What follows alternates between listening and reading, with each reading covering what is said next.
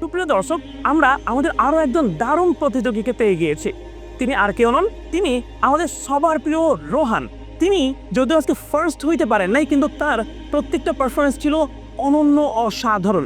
আচ্ছা রোহান, আমরা তোমার কাছ থেকে তোমার অনুভূতি জানতে চাই। তুমি যে এতদূর আসলে, কোন অনুপ্রেরণায় তুমি এতদূর আসতে পেরেছো?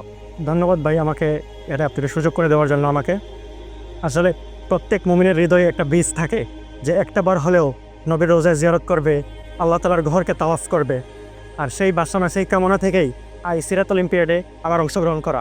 আর সবচেয়ে বড় কথা হচ্ছে, আমি প্রথম হয়ে উমরা বিজয় করবো কি না করবো কোনো গ্যারান্টি নাই, কিন্তু আমি আয়োজনে আসার কারণে কমপক্ষে রাসূল সাল্লাল্লাহু আলাইহি ওয়াসাল্লামের সিরাত সম্পর্কে দীর্ঘদিন স্টাডি করার সুযোগ পেয়েছি। দীর্ঘদিন আমি আমার বাস্তব জীবনে এর ফলাফল, এর প্রভাব সুদূর প্রসারী পাবো ইনশাআল্লাহ। ইনশাআল্লাহ। তোমার এই যে আজকের বিজয়, এটা তুমি কাকে উৎসর্গ করতে চাও? আমার এই বিজয় বিশেষ করে আমার কলিজার কপি আমার আম্মার জন্য বিজয় করতে চাই, সবাই উৎসর্গ করতে হবে। কলেজের টুকু আম্মাকে উৎসর্গ করবা?